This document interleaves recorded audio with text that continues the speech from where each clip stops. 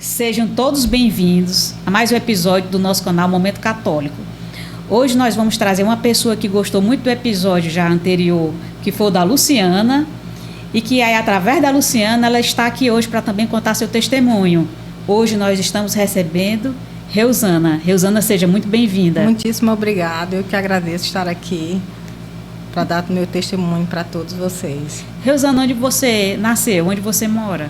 Eu nasci em Fortaleza e moro atualmente em Fortaleza, mas vivi mais de 21 anos em Maracanaú, uma cidade que eu tenho um carinho muito grande. Já ouviu falar do Padre Marcos Mendes? Já sim, ele que fez a crisma da minha irmã mais nova, lá no Maracanaú, na paróquia São José. E sua formação é de família católica? Sim, a minha mãe é católica, minha família toda é católica. Como é que foi sua adolescência? Foi perto ou longe da igreja? Vera, foi distante, porque a única igreja que tinha perto da minha casa era muito distante, era perto muito distante, então nós não íamos à missa, não fiz primeira Eucaristia, e foi distante de Deus, dos olhos, mas do coração ele estava ali bem pertinho. Como foi sua aproximação com a Igreja Católica? Eu tinha esse amor, essa atração por Jesus, por Deus, mas tinha algo que me impedia por eu achar ser insignificante para Ele. E o divisor de águas na minha vida foi um AVC hemorrágico que eu tive no dia 31 de agosto de 2019. Eu tive um AVC hemorrágico, fiquei 21 dias em coma, 52 dias internada ao todo no hospital. Fui entubada, fiz uma traqueostomia e com 21 dias o médico disse que, chamou meu marido e disse que ele ficaria viúvo porque tudo que tinha que ser feito tudo que teria que ser feito, ele já foi feito e seria morte encefálica. Eu fiz até uma arteriografia para saber o motivo desse AVC hemorrágico. Foi uma MAVE, uma má formação congênita, seria uma veia no cérebro que ela não tinha uma formação e ela vazou esse sangue. E com 21 dias eles iam tirar a sedação e seria morte encefálica. E eu acordei do coma sem nenhuma sequela. Reusana, você é uma pessoa jovem, aparentemente saudável, e geralmente AVC dá normalmente em pessoa que tem pressão alta. Isso. Ou pessoa que tem assim um pouco mais de gordura, um pouco mais forte, né? Uhum. Você não parece ser uma pessoa que teve AVC. Como é que foi esse AVC? Eu acredito que eram muitas pressões familiares, problemas, eu não sabia lidar. E tem essa questão de você se perturbar por causa de preocupações e tudo isso altera a pressão arterial. E Deus se vale de tudo para resgatar as almas que estão distante dele, porque o coração dele arde de amor pelas almas, né? Então ele não mede esforço para buscar aquela alma que está se perdendo, que ele está vendo que está se esvaindo das mãos dele, ele faz o que for possível para trazê-la de volta. Você, assim, fala de pressão, né? Você era casada, tinha filhos, era pressão, assim, da família, do casamento, da vida profissional, da vida... Como é que era essa história? Era mais um relacionamento marital, né? Eu não me entendia com meu marido porque tinham influências externas que estavam danificando o nosso relacionamento. E aí era discussões, intrigas, eu não falava... Nós não estávamos mais... Vivíamos na mesma casa, mas não... convivíamos mais, não tínhamos mais aquele relacionamento de conversa entre marido e mulher por causa dessas coisas, dessas influências externas. E foi assim, um AVC, porque muitas vezes a gente vê os médicos falando, né? Sinais que você pode ter um AVC, sinais que você pode ter um infarto. Foi de uma hora para outra que aconteceu? Eu nem me lembro do dia do que aconteceu.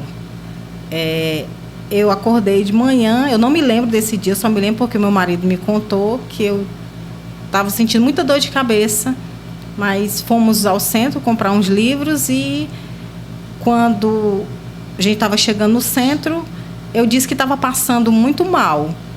E aí o meu marido, nós fomos de moto e ele parou na calçada de frente ao Parque das Crianças e eu desci da moto e me sentei na calçada. E ele foi comprar uma água. Quando ele retornou, eu já estava caindo, desmaiando na calçada. E ele disse que tinha um táxi passando de frente na hora que eu estava desmaiando. E esse táxi deu a volta. E tinha as que ele deu a volta porque a senhora que estava dentro me viu desmaiando na calçada e pediu para o motorista do táxi retornar para me socorrer. E isso tudo é providência de Deus, né?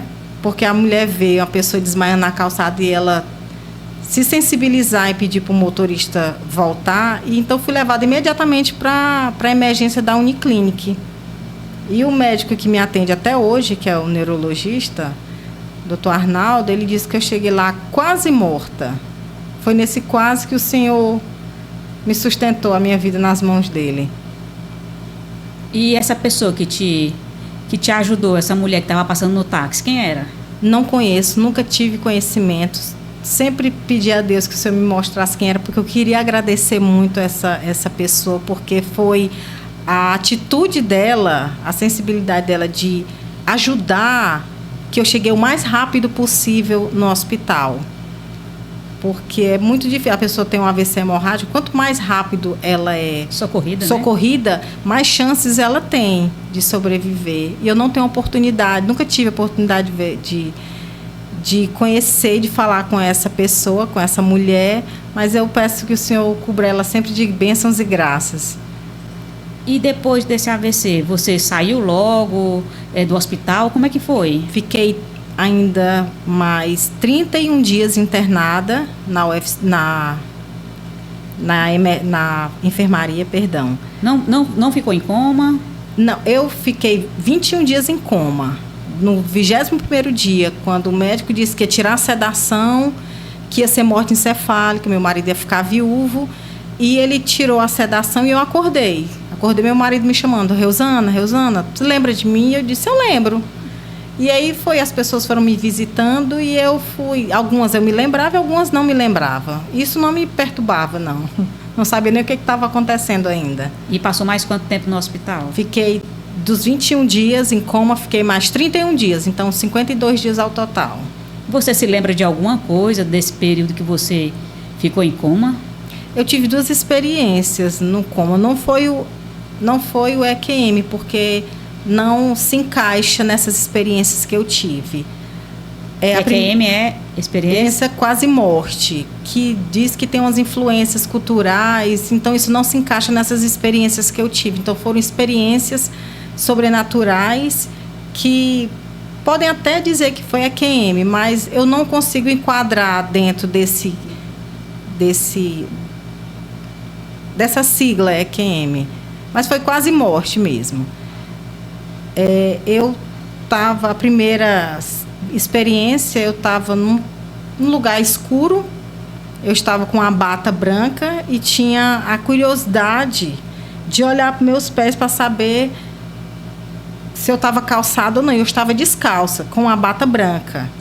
E aí comecei a caminhar nesse lugar escuro, ermo, não tinha nada, e comecei a andar sem medo. E fui caminhando e num determinado momento eu parei e vi 6 pessoas com aspecto cadavérico, de pé, em um círculo, e tinha uma sombra que caminhava entre elas tranquilamente, uma sombra. E quando eu olhava do meu lado esquerdo, acontecia a mesma cena. E eu continuava a caminhar. E comecei a ver uma luz, um claro, começou a clarear aquela escuridão. Ficava mais claro ainda. E aí começou a esquentar. Os braços ficaram quentes, as maçãs do rosto começaram a estar quando a gente está de frente para a fogueira. E aí eu comecei a ouvir uma lamúria muito grande. Quanto mais eu me aproximava dessa luz, mais eu escutava essa lamúria. Era mais forte, mais estridente. E aí, em determinado momento que o calor ficou mais forte, que eu consegui visualizar um rio de fogo que corria. E tinha uns braços nesse rio de fogo, como se estivesse pedindo socorro, mas o rio levava, não tinha como salvar essas pessoas. E então o rio corria normal, como um rio normal. E aí eu saio dessa cena, dessa experiência, e quando eu me vejo, eu era uma ovelha. Eu estava dentro do redil e tinha várias ovelhas do meu lado, e eu estava lá tranquila, me via como ovelha, estava tudo tranquilo, e passava a cerca do redil do meu lado, e bem na frente tinha a porteira na lateral. E entra um homem com uma veste branca e um lenço vermelho, trazendo água e comida. E aí eu, no intuito, saio desse redil e saio correndo, procurando não sei o quê. Acho que é o que eu procurei a minha vida inteira. E saí correndo e, cansada, em determinado momento, eu parei. E, ofegante, parei no descampado, que tinha um mato, mais ou menos 1 metro, 1,5 metro. E eu parei cansada, ofegante, escutei um grunhido. Quando eu olho por trás do mato, tinham raposas, já salivando. Eu conseguia visualizar isso. Como eu estou lhe vendo, é como se eu estou lhe contando, é como se eu estivesse vendo isso hoje. E aí eu fico apavorada, com medo, olho para o meu lado direito, não tinha nada, só um descampado, até onde a vista alcançava.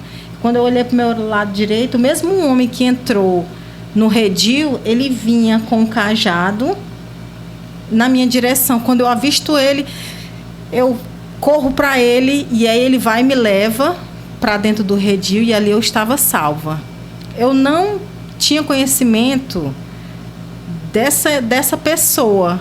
E eu pesquisei depois, quando eu saí do coma, que eu já estava na enfermaria, que eu comecei a ter conhecimento disso, eu fui saber que aquele homem era o bom pastor, era a imagem do bom pastor, a veste branca com o lenço mais fino, com o cajado.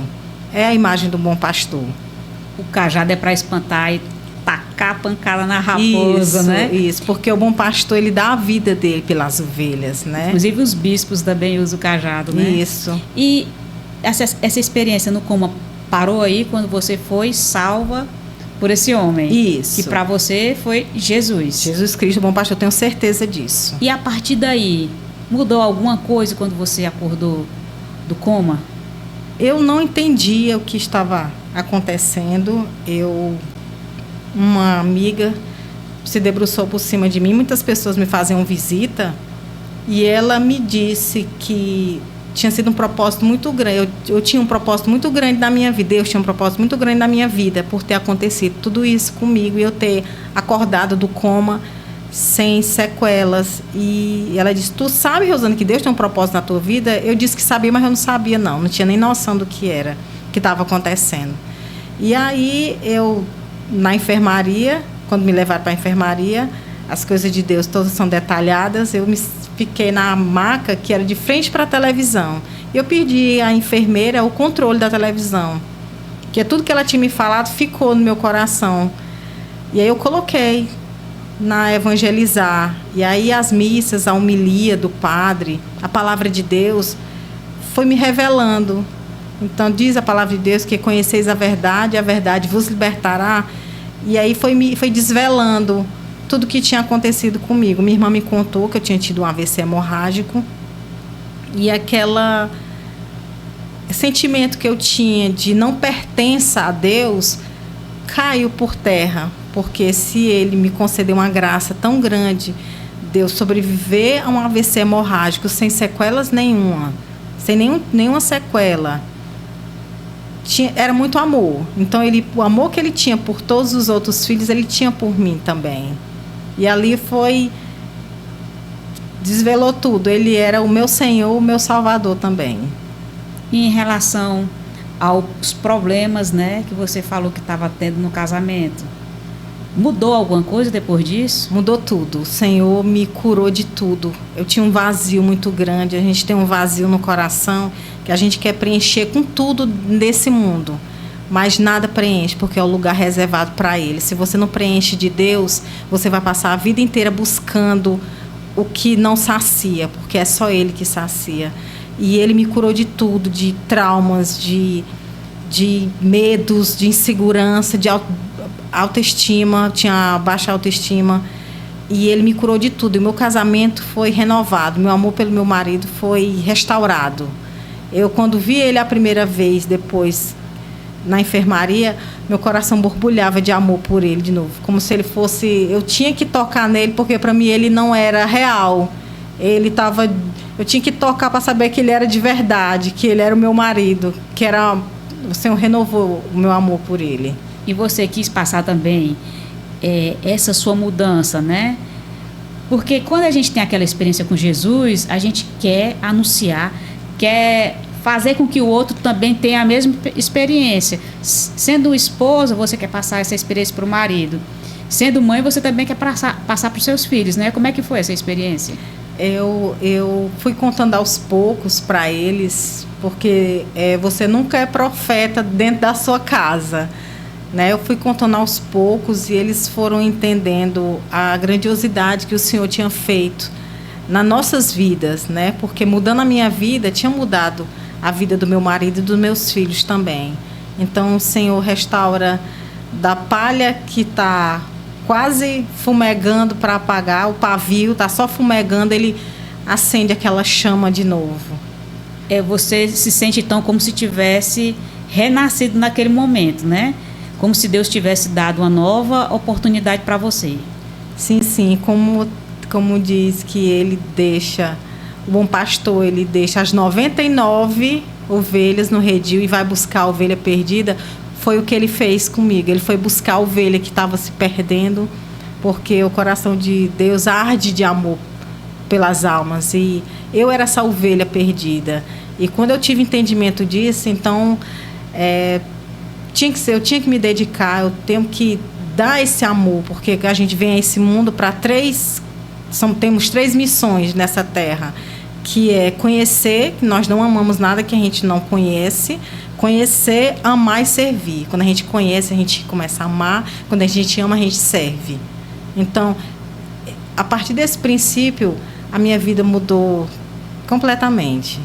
Você costumava participar das missas todos os domingos e depois continua participando da missa todos os domingos? Como é que foi essa mudança também? Eu não ia à missa, eu ia, mas faltava muito porque eu não tinha conhecimento. Para você ver, quando você não conhece, você não ama, você não tem aquele zelo. E eu não conhecia, eu não sabia quem era Jesus, porque a minha infância foi distante, eu não fiz catequese. E eu fiz uma catequese assim rápida para casar. E quando você não tem o conhecimento de quem é Jesus, quem é a Trindade Santa, quem é quem é o Deus Pai, Deus Filho e Deus Espírito Santo, você não consegue entender as razões e tudo que acontece na sua vida, e você não sabe aonde direciona o seu amor. E a partir do momento que você tem esse conhecimento, saber quem é o Deus Pai, que é o Criador, o Deus Filho, que é o Redentor, e o Espírito Santo, pronto, a sua vida está toda resolvida, porque você tem o seu norte, é eles que guia você. Então ali supriu todo aquele vazio que eu tinha no meu coração e na minha alma, porque eu tenho um Pai, tenho um Redentor e tenho o Espírito Santo. Ainda tem a Virgem Santíssima, que é a minha mãezinha, que a qualquer momento a gente pode correr para o colo dela. Você fala em conhecer, amar e servir. Você então começou a amar o que você não conhecia. E servir? Sim, e a ânsia para você servir, porque eu queria... A partir do momento que eu conheci, eu disse, meu Deus, eu tenho que servir a Ti, eu tenho que fazer alguma coisa para Te servir. E aí essa ânsia de servir na igreja, de servir, nem que seja limpando o chão, qualquer serviço que a gente faça para Deus, se nós entregarmos a Ele, fizermos com um coração cheio de amor para Ele, Ele recebe, é agradabilíssimo a Deus.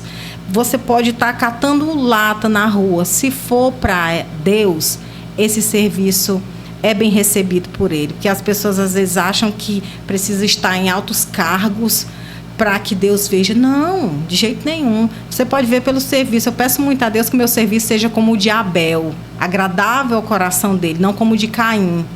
Porque o de Caim, ele queria alguma recompensa, e Abel nele só queria entregar aquele serviço a Deus por amor. E é o que a gente deve fazer, fazer o nosso serviço a Deus por amor, seja como mãe, como filho, como gari, como contador, como multi-empresário, numa multinacional, você fazendo seu serviço com amor para Deus é agradabilíssimo.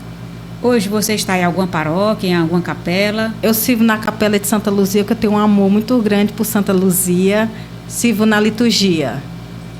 A gente do canal Momento Católico, eu sou da paróquia Jesus Maria e José. A paróquia Jesus Maria e José tem uma capela, é a capela de Santa Luzia. E a Reneuza, ela participa de outra capela de Santa Luzia aqui de Fortaleza, que coincidentemente é na mesma rua que eu moro, né? E eu conheço mais uma paróquia de Santa Luzia aqui em Fortaleza. Eu não sei quantas tem, mas tem a da Luciano Carneiro, que é a da paróquia Jesus Maria e José. Aí tem aqui a da capela de Santa Luzia. Na Machado de Assis. Na Machado de Assis. Tem também uma no Meireles, na paróquia também no Meireles. E essa capela de Santa Luzia, né? Na Machado de Assis, ela é bem recente. Os padres, né? É de onde? De qual paróquia? São redentoristas lá de São Raimundo. Somos paróquia de São Raimundo. É onde eu costumo me confessar, né? Eu também me confesso lá. 3 horas da tarde lá, sempre tem muitos padres, né? Na Amanhã, quarta-feira. tarde e noite, é o dia inteiro. É o dia inteiro, confissões. A qualquer hora que você chegar, das 9 da manhã às 7 da noite, tem confissão. Na quarta-feira? Na quarta-feira. Só não na época da padroeira, né? Isso, aí eles tiram o recesso porque vamos dedicar a Nossa Senhora, né? Pois é. E você está satisfeita em participar da pastoral da liturgia? E aí, além da pastoral da liturgia, você participou também em outros serviços da igreja, em outra paróquia? Sim, eu sou catequista da Prainha, da Igreja Nossa Senhora da Assunção, ali no seminário da Prainha. Ontem, inclusive, tivemos a missa de primeira Eucaristia. 27 crianças fizeram a primeira Eucaristia, receberam o Senhor pela primeira vez ontem. E eu vou continuar servindo lá na Crisma. Tem um menino que é meu catequizando, que ele já com 15 anos, ele tem autismo. E ele sempre quis, mas ele nunca conseguiu ficar até o fim numa catequese. E o Senhor me deu a graça de tê-lo na minha turma. E aí ele tomou gosto. E aí ele quer fazer a Crisma. Aí eu fui convidada para o Crisma, mas aí eu ia sair de lá. Mas aí ele disse que só ficaria na Crisma se eu ficasse. Eu disse, então agora eu tenho pelo que lutar. Vai ser por ele. Né? E aí eu vou continuar lá no Crisma. E eu estava me contando que você participou da formação também para catequista lá na Catedral de Fortaleza, né? Isso. Você viu lá... Eu vi também um post deles no Instagram. Isso. Né? Dizendo que ia ter formação. Eles chamam pessoas que têm um interesse, que não precisa ter experiência nenhuma nem formação, porque eles dão a formação. A formação além de bela, é riquíssima. Nós não conhecemos nem 1% da nossa história, da nossa igreja, dos nossos santos. De Jesus a gente não sabe, nós não conhecemos. A gente conhece um pouquinho só do Senhor. Se a gente conhecesse mais, nosso mundo não estava assim, não teríamos tanto esse desentendimento, teríamos mais amor pelo próximo. Porque quanto mais você conhece o Senhor, você conhece a Jesus, você vai querendo passar esse amor para outras pessoas, querendo fazer o bem, que as pessoas façam o bem aos outros, querendo servir. Então a gente não conhece a Deus o tanto que deveria. E a gente só ama o que conhece, né? Só ama o que conhece, eu sou uma experiência viva disso. A gente só ama o que conhece. A partir do momento que você conhece a Jesus, sabe que Ele sofreu tudo que Ele sofreu por nós, nós temos que ter na cabeça que Jesus não é um personagem, não é uma pessoa, um profeta. Ele foi uma pessoa de carne e osso, Ele é Deus que se encarnou. Nós temos que olhar para a gente, para a nossa carne, e saber que Jesus, Ele veio nessa carne também, com exceção do pecado. Então, quando você se fere, aquilo dói. Aí você imagine o que Jesus sofreu. Não tem sofrimento que nos deixe no chão, porque nós sabemos que aquele Deus que sofreu tanto, Ele sempre está disposto para estender a mão quando a gente precisar. Não tem pecado nenhum que Deus não perdoe, a não ser o do Espírito Santo, que o próprio Cristo disse que esse não tem perdão. Mas muitas pessoas estão em pecado e acham que tem vergonha de se voltar e pedir. Nós não temos, é graça de Deus nós nos voltarmos para Ele, porque Ele sempre está disposto, é sempre Ele que toma atitude em vir ao nosso encontro, não somos nós que vamos ao encontro dele. Nós estamos lá caídos na lama e nós não temos a ação, a não ser que o Espírito Santo, que Deus permita que nos dê a graça de nos voltar para Ele, mas Ele sempre está lá, Ele sempre é Deus que toma a atitude. Com Adão e Eva, sempre é Deus que toma a atitude. Jesus veio a esse mundo por a humanidade perdida, Ele sempre toma atitude por nós, nunca somos nós por Ele. Então a gente devemos amar, conhecer, amar e servir a Deus. Voltando aqui um pouco para o assunto, Reusana. Desculpa. Não, sinta-se à vontade. Como é que é feita essa formação? Assim, durante um ano que você pode fazer essa formação para ser catequista na catedral? Sim. É uma formação de um ano que tem terço, tem a resta do terço, adoração ao Santíssimo Sacramento, que eu acho que isso é importantíssimo. Precisamos enxergar Jesus vivo na Santíssima Eucaristia. Aquele Jesus que foi crucificado é o mesmo que está na Santíssima Eucaristia. É tanto que eu disse para os meus catequizandos que se você olha para a Santíssima Eucaristia e você não consegue enxergar Jesus, peça: Senhor, aumenta a minha fé, fazer com que eu veja que és tu que está verdadeiramente na Santíssima Eucaristia, porque é Deus que está lá. Bastava uma só comunhão para que nós nos tornássemos santos, mas a nossa carne tem essa propensão ao pecado, nós precisamos conversão todos os dias. Conversão não é uma vez, todos os dias temos que pedir a Deus a nossa conversão. A nossa conversão é diária. A formação é uma vez por ano? Me perdoe, a formação ela é uma vez por ano, ela dura um ano, e aí tem a resta do terço, a adoração e as aulas. São professores capacitadíssimos que eles vão dando as formações, até dos novíssimos temos a formação também. São professores capacitadíssimos. A próxima quando é que vai ser? É no dia 19 de julho, vai começar até com o padre, que é o pároco da catedral, né? Padre Clairton, ele é um exímio catequista. Acho que talvez você que está assistindo, a gente já passou de 19 de julho. E se a gente perder alguma formação, será que tem como voltar atrás? Então eu estou me enganando, que o tempo, já passamos de 19 de julho, lá não tem, você perder uma formação, não tem problema nenhum, você pode continuar de onde parou, sim, não tem problema nenhum. Lá eles estão abertos, é tanto que lá tem o grupo de oração que pega crianças antes da primeira Eucaristia, aí seguram essas crianças lá, aí joga para a primeira Eucaristia, depois da primeira Eucaristia já tem outro grupo segurando essas crianças para o Crisma. Então eles têm eu acho muito bonita essa evangelização da catedral. Não perde a criança, né? Não perde, nem a criança nem os pais. Muitos pais, muitas crianças chegaram para mim sem um batismo, crianças com 11 anos. Então, a criança chega para fazer a primeira, queria fazer a primeira Eucaristia, a mãe chega, eu queria fazer meu filho fazer a primeira Eucaristia, mas ele não tem batismo. Então, a gente encaminha para a coordenadora do batismo, a coordenadora do batismo já encaixa, tem até reuniões online para não perder aquela oportunidade de batizar aquela criança ainda é pagã. E as mães vendo as crianças fazendo a primeira Eucaristia, dizem: mas eu não tenho a minha crisma. Temos aqui a catequese de crisma para adultos, então pega da criança que já está começando a falar e já entrega no matrimônio. Então tem essa evangelização, não deixa a pessoa solta, nem os pais. Os pais que vão deixar as crianças na catequese, elas podem ficar para o grupo de oração. Então não deixa nenhum fio solto. Então abraçamos todo mundo. Então a hora que chegar vão ser muito bem recebidos lá. Além desse encontro com Jesus que você teve depois de acordar do coma, né? E você tem mais outra experiência de milagre na sua vida? Eu disse que fiquei sem nenhuma sequela, mas eu fiquei com uma sequela que foi eu fiz um exame de campo visual, que eu estava com uma dificuldade. Tinha uma faixa nesse quadrante da minha visão, e desse eu não conseguia ver, que a gente sempre vê quem está vindo por trás, eu não conseguia ver, e tinha uma faixa, uma tarja preta nesse quadrante.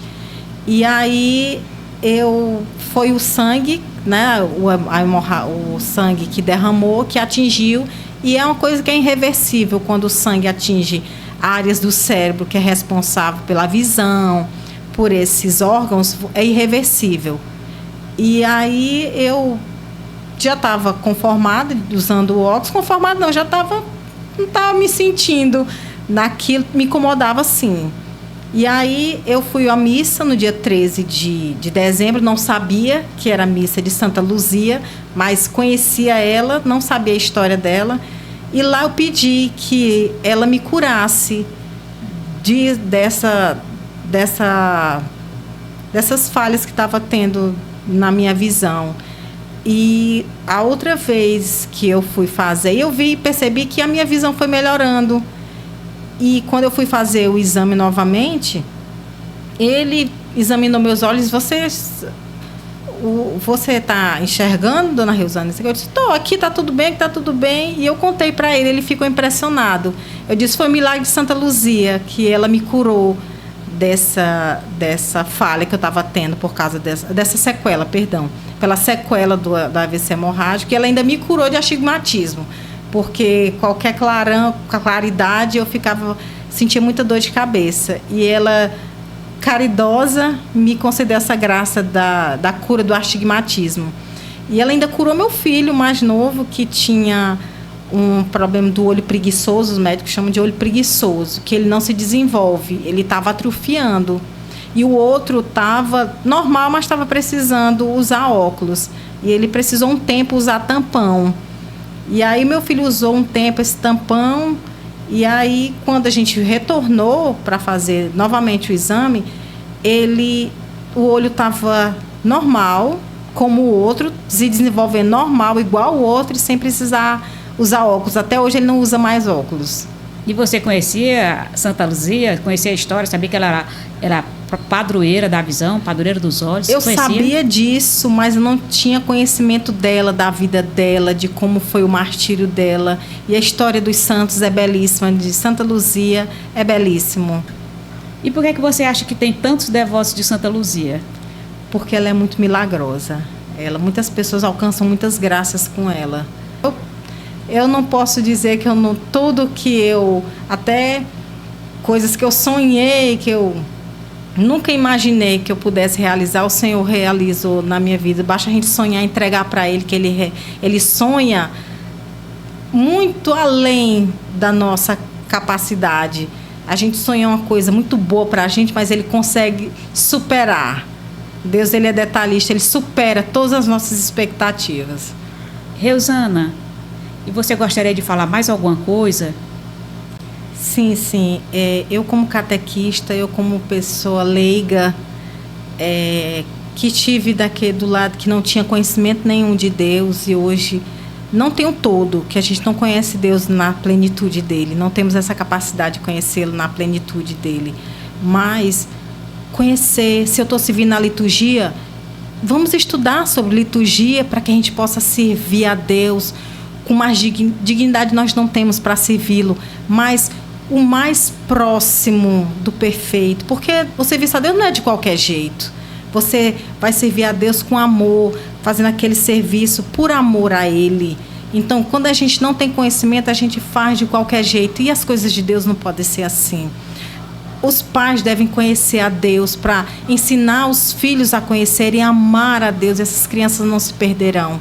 Elas podem até cair, mas elas têm quem possa levantá-las. Então, temos que ter conhecimento de Deus, temos que ter conhecimento da nossa igreja para sabermos defender a nossa religião, que é muito ofendida, porque todas as religiões têm que ter respeito. Todo mundo pode dizer o que quer com a nossa religião, mas ninguém pode falar a verdade, que é a do nosso evangelho, que nós estamos ofendendo, que nós possamos até ser processados por isso. Então, nós temos que saber defender a nossa religião na verdade, que é a verdade de Cristo. Eu também deixei duas coisas aqui com a Reusana, eu queria só deixar registrado que é a oração de Santa Luzia, e porque ela disse também que já foi um dia catequista, eu deixei com ela o roteiro para a confissão. Quem quiser, eu vou deixar aqui também nessa descrição aqui algumas dicas, porque às vezes a gente não sabe se confessar, a gente não sabe. E pela igreja a gente tem que se confessar pelo menos uma vez na Páscoa, para poder comungar uma vez na Páscoa. Isso. E aí, por exemplo, o Padre Marcos Mendes, ele sempre fala, né, antes da comunhão, a gente não pode ficar muito tempo sem se confessar. A gente sempre tem que ter pelo menos a confissão uma vez por ano, que é o que a igreja pede, que é a confissão da Páscoa, porque a gente tem que comungar na Páscoa. Então a gente não pode deixar de se confessar. Outra coisa também, Reusana, porque... Eu posso só fazer uma... Pode, com certeza. A confissão, nós temos que... Nosso exame de consciência, devemos partir dos 10 mandamentos. Pega os 10 mandamentos. Eu ensinei meus catequizandos e aprendi porque a gente não ama a Deus sobre todas as coisas. A gente sempre coloca um empecilho, alguma coisa acima de Deus. Baseado nos 10 mandamentos, você faz uma boa confissão. Então, tudo isso você pode anotar. Eu anoto meus pecados, eu chego lá e entrego todos ao Senhor. E essa é a forma mais eficaz de você fazer o seu exame de consciência. Então, uma vez por mês é o ideal. A pessoa se confessa uma vez por mês, não dói, você sai de lá. É o único, como eu escutei, é o único tribunal que você sai, entra como réu, se declara culpado e sai livre. Pois é. As coisas de Deus são belíssimas. Deus, hoje ele dizendo, tome o meu jugo, que eu sou manso e humilde, meu jugo é leve. Meu jugo é suave. Meu jugo é suave. Então, vamos carregar o jugo de Jesus, que é mais suave do que o jugo do mundo, né? Pois é. Pessoal, eu acho que nós terminamos por aqui. Você tem mais alguma coisa para dizer, Reusana? Não. Tá certo. Então, pessoal, terminamos por hoje mais um Momento Católico. Tchau, até a próxima semana.